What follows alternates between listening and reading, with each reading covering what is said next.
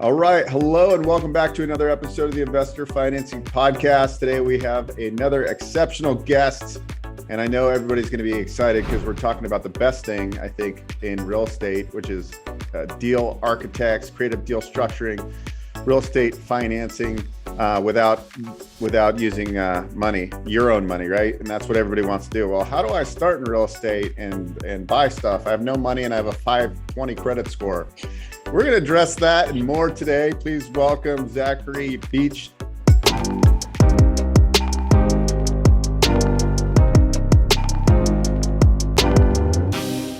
Zachary went from being a bartender to a real estate expert coach, two-time best-selling author of The Real Estate on Your Terms and the New Rules of Real Estate Investing. He's the COO of Smart Real Estate Coach, a partner in multiple seven-figure businesses, and co-host of the Smart Real Estate Coach. Wow, that's pretty awesome. At age 25, Zach decided to leave the world of bartending and personal training and jumped into the family business.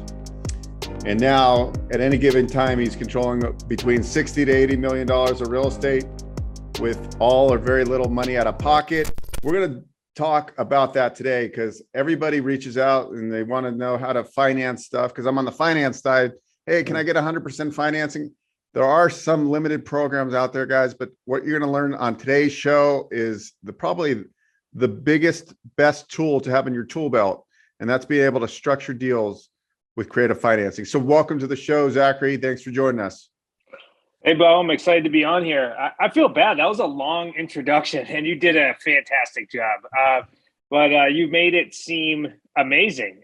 So I can tell you that being a real estate investor, you gave me the highlights. But I hope to talk on today's show about all the things that come in with real estate investing, because it didn't just happen like that overnight from 24, 25 bartending to partnering with my family and helping people across the country buy and sell real estate without cash credit or banks. It was certainly some ups and downs, and still just being an entrepreneur, you get to live in those funds ups and downs right now. And I believe right now, Beau, that we are in the perfect storm when it comes to our market right now for real estate investing, especially in this creative financing space. So I'm just excited to talk about that today with you. And I agree 100%. When you just said we're in a perfect storm, listen, what's happened over the last 10 years? We've had a huge run up in price. And what happens when, let's just use Sally. Sally wants to move, and now the market slows down, and she bought her house for $200,000, and now it's only worth $170,000. And her only options at this point are what? To short sell the property, let it go to foreclosure, or put a renter in there, and she's moving across the country, right? So that's where I think Zachary is really going to come in today to like, hey, there's all these options that you do have that people need to be made aware of. And most of us real estate investors that are watching probably don't know any of these tools. So this is going to be a show where you can actually, like, when you hear people talking about like the, zero down deals, do real estate investors do zero down deals? Yes, they do. And it's all about learning how to do it. And I like your honesty that like, hey, even though Zach's been doing this for years and years and years, it's still not the easy business. It's not like you're going to make $1 million tomorrow, but it's a business you can create serious wealth and legacy by learning these tools. And I'm a huge advocate of just always learning how people are doing these deals and structuring deals. So why don't you kind of give us like an overview of like what you're looking for when you're looking for deals? Like how, I mean, I think you can pretty much take any deal and structure it many ways, but what's ideal for you and your students when you're looking at deals? Yeah, you bring up some great points, and I definitely look forward to diving into these because I believe that creative financing should be the fundamentals learned from every real estate investor, because we joke around and we say when you go out to raise a bunch of capital, it's actually it's not the easy way of doing it, but it's certainly not the creative way of doing it. It's almost the lazy way of doing it. And as you come up through doing deals, and now we have access to a lot of private money from people because of the deals we're structuring, it's almost easy to then say, oh, let's just go put money down. When I was coming up and being a bartender, I had no money. I made like $25,000 a year being a bartender, and I was trying to make a shift so me and my wife could have a family and get out of that world. So it was really important for me to understand how to put all these moving parts together in order to be able to create those deals. So many of your listeners may be out there, and you may be in that position where you're not sure of how to get involved in real estate, and this is certainly a great way to lower the barrier of entry when it comes to investing in yourself and investing long term. A good friend of mine said real estate is it's not about getting get rich quick, it's get rich permanent. And that's where that's my mindset on this day in and day out now. So as I shift over to your question here, really all we care about is solving problems. That's what real estate is in its entirety. It's really a relationship business. You just happen to have an asset called real estate, just like anything else or any other business model. So what we consistently look for is solving challenges. So I consistently look for challenges that the traditional market can't solve, but also we come across challenges that the traditional market can solve, but we just happen to have a better exit strategy for some people as well. So just to give like some brief examples, like you said, debt relief. Debt relief is going to be a big thing coming up, especially in the next couple of years. You have people that are in forbearance, and now forbearance is being lifted. So now you're going to have a lot of people that are going to be in this arrears type situation, and they're going to be unable to make the next payment.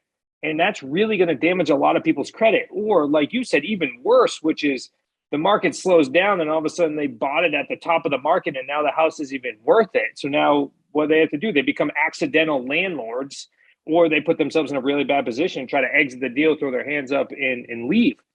So we can come into this type of situation on any given day and say, all right, we'll pay you what you owe. You walk away and we'll structure one of our creative deals, and we're going to maintain that mortgage for a long period of time, or however long it's going to take for the market to come back and the principal pay down to go down so we can create some equity. So that's a prime example right there of just seeing foreshadowing what's going to happen. But then you also flip it on the other side of the coin, because I'm just going both extremes here. Flip on the other side of the coin, you have over 1/3 of properties in the United States are debt free. That means that there are sellers sitting on equity right now that do not need their money today. That's a fantastic person for us to work with as well, because they don't need their money now. So we can potentially give them even more money, even a premium on their house, if they're going to structure something where they become the bank. So now you have these sellers that can create long-term cash flow on an asset that they know, like, and trust. And we can go ahead and step in, and they don't have to worry about even entering the traditional market. So those are two extremes, I know, but we can kind of help everything in between as well. Yeah, that's really good advice, because I do think our market's going to transition here, and it's going to be interesting to see what new opportunities. I think there's going to be. I mean, there's always opportunities, but I do think the next 2 years is going to present some big opportunities again. I don't think it's going to be like 2008, 9, and 10, but it'll be a different market, right? And so you have to have the skills and the tools to adapt to this market. Could you kind of walk us through like some deals that, like, okay, knowing what's going to be coming down the pike here, like if you were giving advice to a newer investor saying, and I'm sure you get this a lot, there's no deal flow, right? I can't find deals. I have no money, I have no credit. Where are you starting with these investors to kind of like change their mindset? Obviously, probably start with changing the mindset, but where can these investors start looking to, like, hey, there's people doing this right now that are doing it with no money and no credit. Everybody starts from someplace. Yeah, I'm extremely glad you brought this up. So we focus for any new real estate investor or a seasoned real estate investor that's trying to come into this creative space or wants to just build and scale out their business. We focus on three main things. You brought it up: mindset. We've interviewed hundreds of people. I think it's over 300 episodes now we have on our Smart Real Estate Coach podcast. And we've been interviewed some of the best ones out there, like Ed Millette, who's worth like $500 million now, and many other ones out there. And they said 80% of business is mindset. So first and foremost, we got to come in with mindset, and that's one of our pillars, or what we consider our genius model. And within that mindset, you got to focus on personal beliefs, behaviors, and fears that you have to overcome in order to be able to really put yourself in a good position to be not only a good real estate investor, but an entrepreneur, period. We have lots of people that come in and say, I make 50 grand right now and my credit score is trashed, but I want to be a millionaire by the end of this year. Well, you can never out earn, your personal habits and your personal growth. So that's something that we got to put you in a really good position to do so, because you're going to have to make a lot of changes in life. Then once we focus on that, then we're going to focus on the skill set. So then we start to go micro now into this creative space, which is you got to know how to communicate with sellers. You got to know how to communicate with buyers.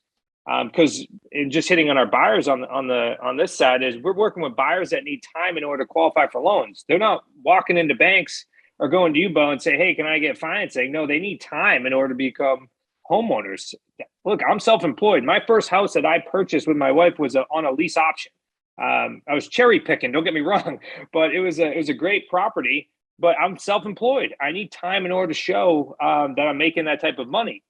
Then the last skill set that we focus on is controlling your portfolio. And we're big proponents of what we call wealth stacking. And that's really once you start acquiring deals with no money down or through these creative options, you then have the ability to massage those deals in your portfolio as you start to do more and more deals. And so we focus on that. So just because you get a deal that comes in doesn't mean that's the be all end all deal. Actually, you can work that out and create more and more money just from the deals that you're already doing. And then we shift over. And so now you have the mindset and the skill set. So now if we want to actually build out this business, we got to put the systems in place. So the last thing we focus on is the system. So we want to have our lead generation system, our follow-up system, and then our legal and finance system, where you really start to bring in your dream team to be able to make sure that you get to be the expert in the real estate investment field, and you surround yourself with people that can continue to help you grow your business, like credit repair, legal, things along those lines.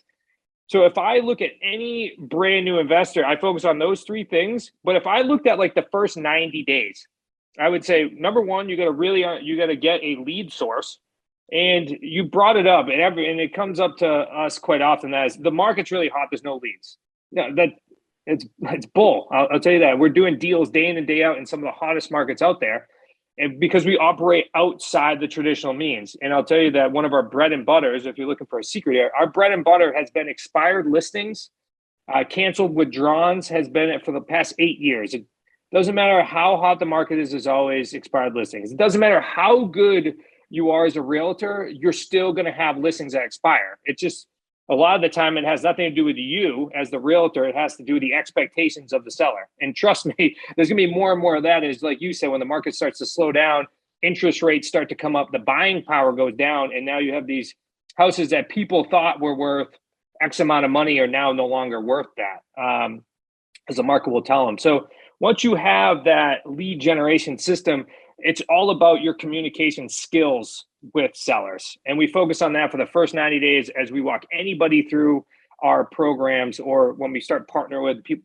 do deals with people. It's really establishing that front end communication style, then putting in your follow-up system. And then if A, then B, if B, then C, and then you get properties under agreement. Because at the end of the day, it's really, as soon as you bring them into your world, into your funnel, and you get a good follow-up system, it's going to produce deals, and it'll produce deals consistently over time. You're listening to the Investor Financing Podcast. We'll be right back after this break. Are you looking for funding? Are you getting frustrated trying to find a lender? Visit investorfinancingpodcast.com and click the Get Funding button. Complete the simple form and schedule a free phone consultation with one of our placement specialists. We have a proprietary directory of funding partners that can help you get the funding you need. It's fast and easy to explore the options available for your specific needs. Don't wait. Visit investorfinancingpodcast.com and get connected.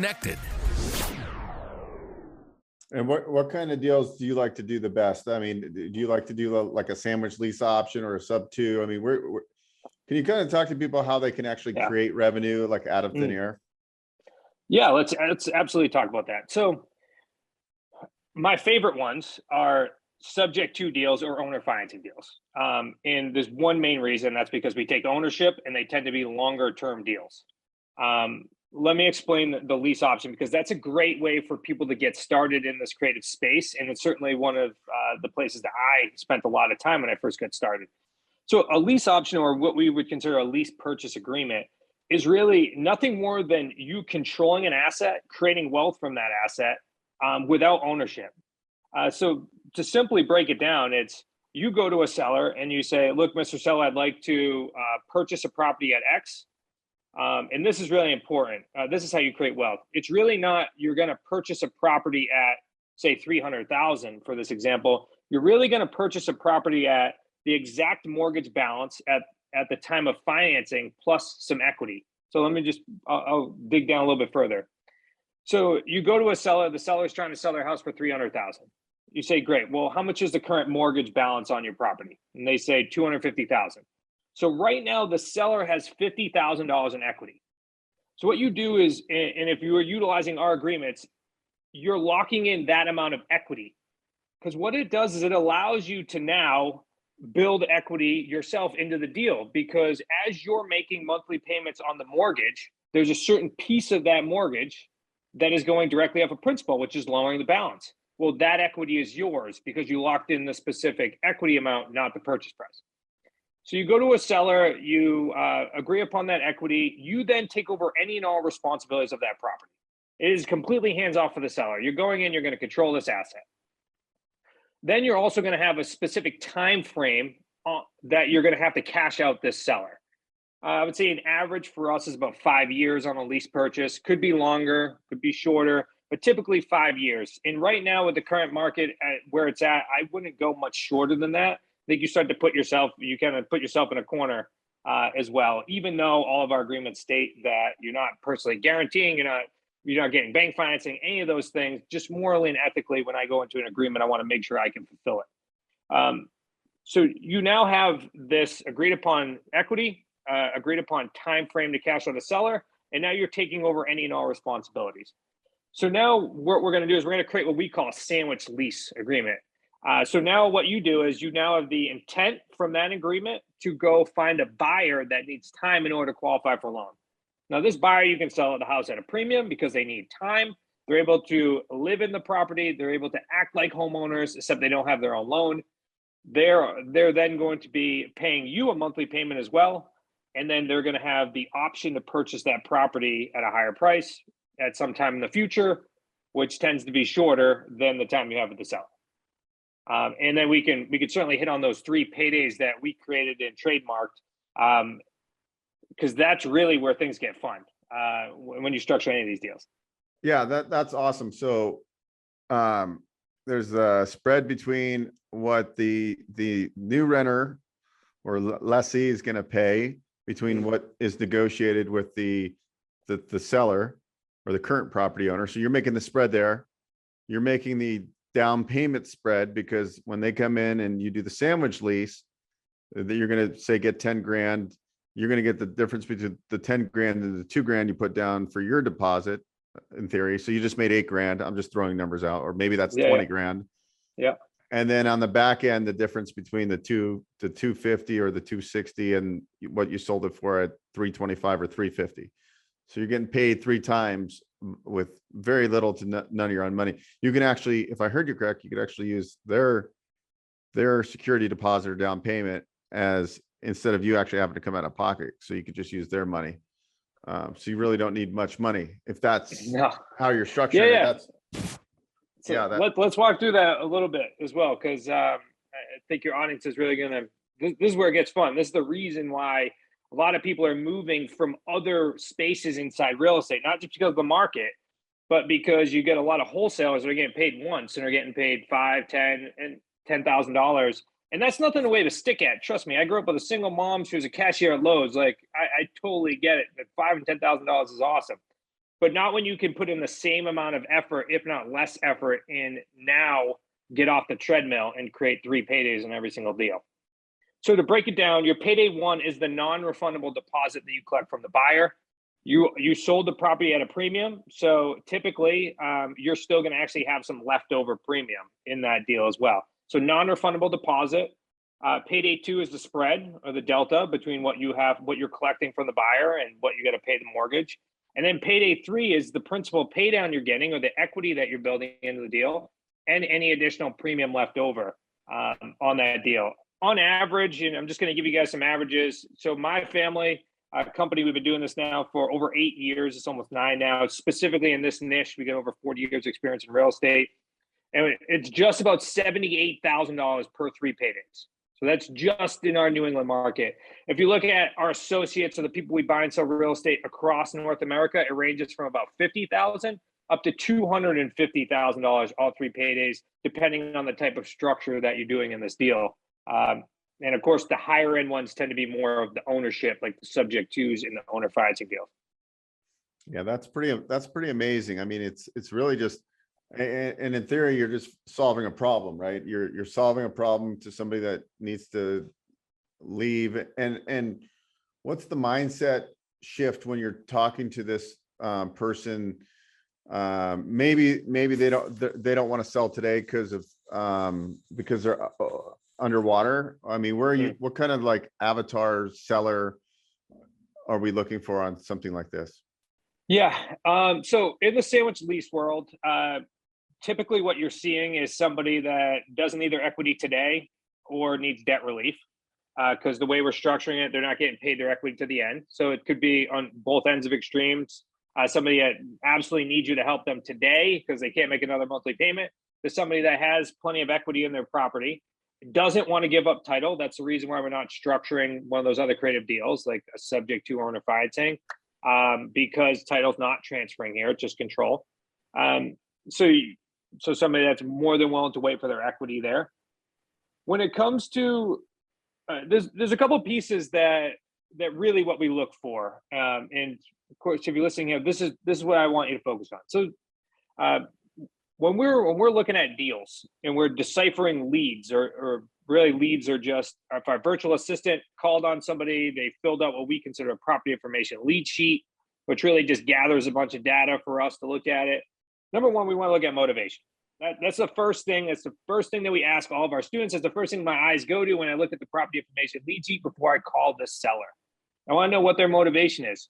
Because at the end of the day, if we can't bridge them from where they are right now to where they want to be, then we don't have a deal. Or at least we don't have a deal right now. Now, of course, time changes everything. Next, I want to look at like their timing. Like, has the person, if their motivation is they're relocating, have they already relocated? Have they already purchased another property? I really want to understand what their timing looks like there too, because that can also lead to motivation. If somebody's like, I'm relocating, I got to leave tomorrow. And this has happened to us. We purchased a property on an owner financing deal.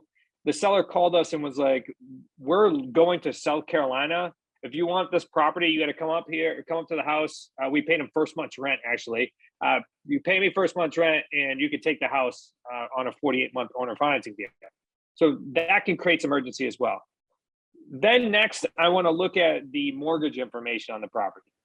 Let me say, this tends to be the biggest hangup when it comes to new real estate investors.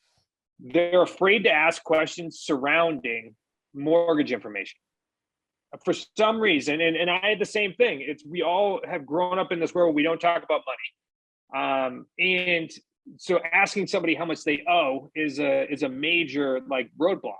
But at the end of the day, we have to really understand the finances on the property in order for us to figure out how we can creatively structure this deal. Because if there is no mortgage, there's other options. If there is a mortgage, there's certain options. If there's no equity in the house, then there's only 1 or 2 specific options. So you really have to understand that. And then the final piece is just, is there any additional information that I need to know surrounding the seller? So it's just really motivation, timing, mortgage. And then I'm in at least in a good mindset to understand how I can approach the seller. But at the end of the day, you're going to have some nice live conversations to see how you can help them anyways. That's really cool. I was just getting some brainstorms in my head when you were talking about, like, because I've been looking to get a property, or maybe I was going to say buy a property, but I should say control a property that I could keep as a short-term rental, right? It just got me thinking, like, I don't need to necessarily, buying property sometimes has certain, you can depreciate and accelerate depreciation, but if I'm looking to do this without getting much of my own capital in it, could I create a favorable lease option where I have a property that's in a prime short-term rental market, right? Where I can cash flow the crap out of that house. So you're just giving me some ideas. Like, it's just amazing having these tools and just like having it really, you're not really selling, you're having like a conversation and seeing if you can help, which I like. It's like, you don't have to ram down their throat. Like, hey, your property's worth 300, but I'll give you 100, like, hey, it doesn't make sense if I'm the seller, right? Here, I can give them terms that are decent for them. It's a win-win for them. Like the person that was moving the next day, you're solving problems. They're not getting into any financial binds. They don't have to do short sales, et cetera, or potentially they just need to move quickly. And so it solves a lot of problems. So can you talk about like, so really you start with the mindset when you have a coaching student, you start with the mindset, and then I mean, what are the kind of like, how do you take somebody with maybe the drive, but has no skill sets in this space to, start closing deals? Well, that was me. Zero skill sets. I know how to pour vodka sodas, lots of them. But when I first get started, no skill set there. Really, if you get somebody that's really hungry, has a huge why, meaning they know why they want to do this, they're willing to be persistent. Because at the end of the day, real estate is not always easy. It's simple. You're trying to move somebody from where they currently are to where they want to be. And you do that by open communication, open dialogue, and know eventually the tools that you can work in order to help them get there. But it can be really hard, especially in the creative financing space. It's not always easy to have these open dialogues with people. If you're not used to being on the phone, that fear of the phone is a very normal thing that every single one of our successful students go through. So a regimen that we put them through, especially for the first 90 days, to get them in a rhythm, to start building a habit of being a real estate investor and getting on the phone, then eventually helping them grow out the business, consists of making phone calls, getting critiques. So what we practice is this acronym. It's called ACA, and it's action, critique, adjust, and then action. And because we can get in the trenches with people, and because our students send us recorded calls, we can give them rapid feedback pretty quickly. So the next phone call they make could be significantly different than the phone call they made previously. That's why we see people significantly progress, especially when they're getting and practicing ACA. And it's also going to consist of support and role play partners. As you can see, like basically everything at the beginning really consists of communication. It's a skill set, and a lot of it has to do with just breaking down barriers of fear. Because at the end of the day, as you progress in the creative financing space, you actually begin to talk less and you ask more questions. What we'll notice always is when students first come in, they want to put on a seminar with every single seller. They want to tell them everything that's going on, every part of the business, why they can help, what's going on. But then as you start to see a real estate investor progress, their time on the phone with people shortens, but the amount of time that they're talking significantly shortens, because all they're doing is asking questions and trying to figure out, okay, where can I help this person? All right, what's going on there?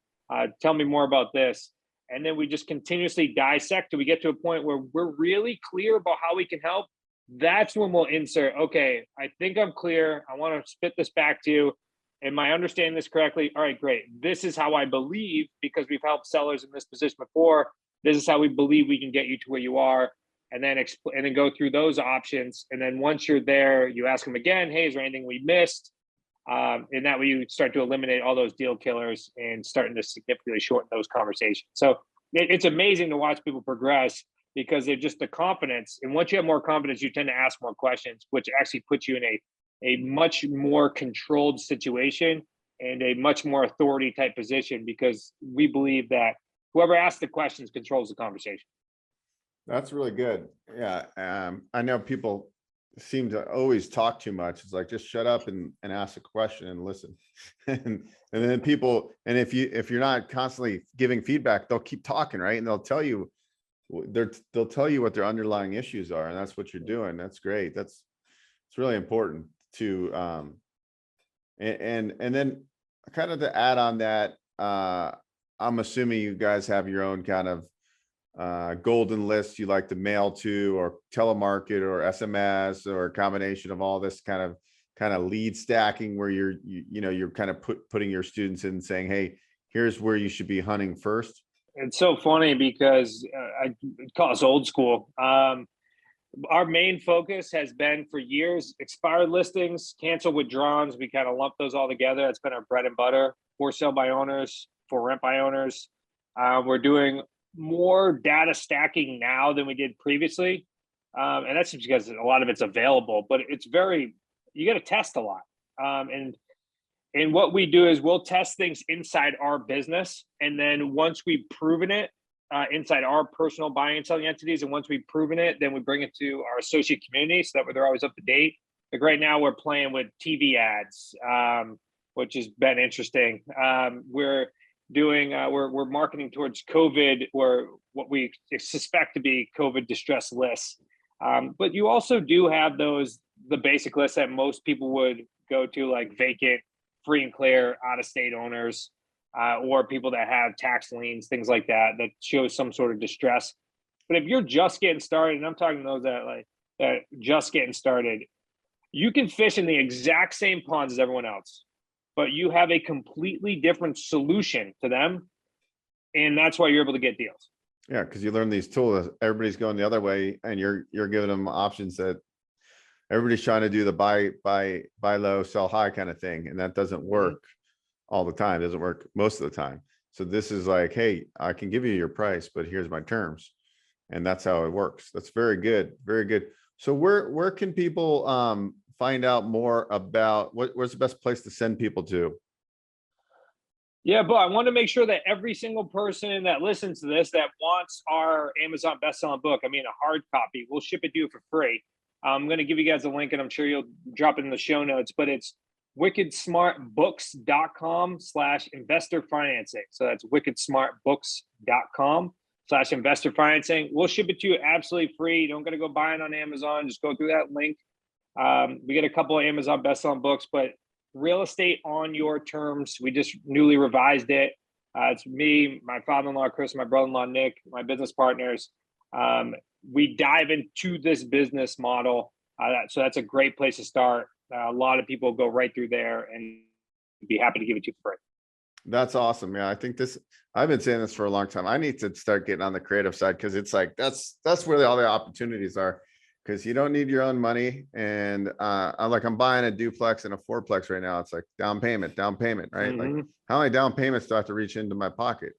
What's your best, it's a good cash on cash return, but really, what's your cash on cash return if you're only putting $500 out of pocket on a deal that's paying you, it's like an infinite return, right? Infinite. That's yeah, it. Yeah. So that's like the amazing part about this creative financing world.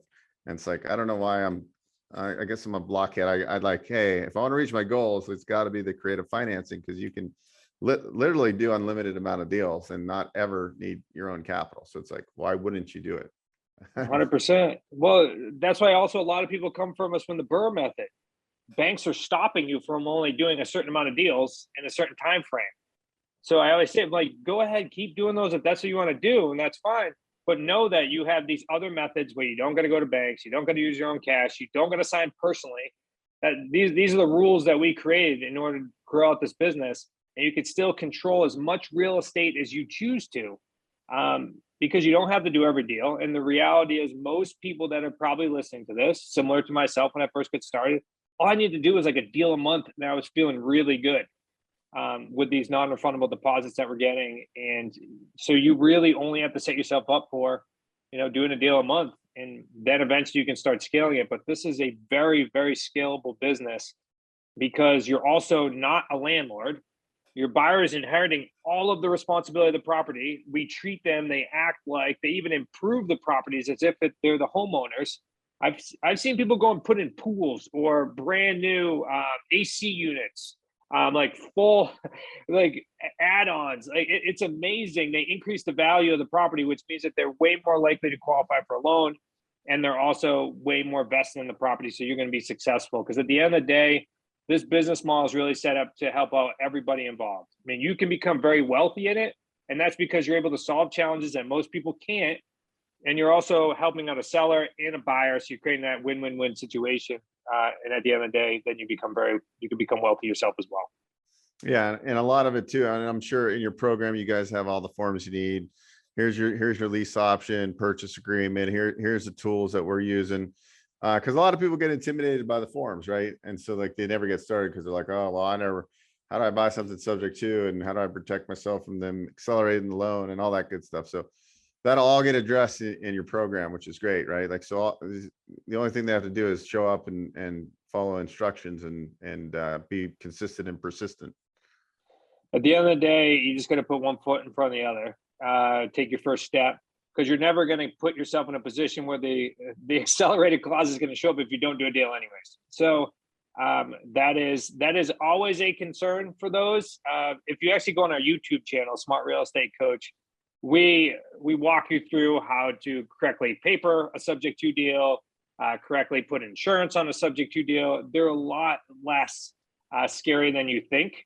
And they're I'm telling you, that's going to probably be my favorite technique over the next coming years, specifically because of how people purchase properties right now. And I know my generation does not stay in houses. They don't stay in jobs. So even though they bought at the top of the market, they are more than likely going to be moving sometime soon as well. So looking forward to purchasing properties exactly that way. Yeah. Well, Zachary, I appreciate your time and the value you brought to the show. We'll love you to have you back on. And, every couple months to just talk creative financing, because it's such a valuable thing that most investors overlook, and they're just looking at the basics. Oh, wholesale a deal. Okay, I'll be a flipper. But the creative way is the way to go. I'm 110% convinced. So guys, we'll link up below the information if you want a copy of the book that's going to deep dive into all the things we were just talking about. Obviously, we could spend 10 hours discussing like one financing technique, or creative deals technique, but guys, we don't have time to do that today. But go get the book. And Zachary, thanks for your time. Any departing notes for our audience? No, go grab your free book, get digested, and just to understand, just get the surface level on this. You'll be able to see mass amounts of power. Beau, I definitely look forward to come back. Maybe we could deep dive into sub-twos or owner financing. As like you said, we can spend hours and hours doing this. So yeah, look forward to spend some more time with you, Beau. I appreciate you having me on. Thanks for joining us. And everybody, thanks for watching. Please like and subscribe so I can bring on other guests to bring value to you guys. All right. Have a good day, guys.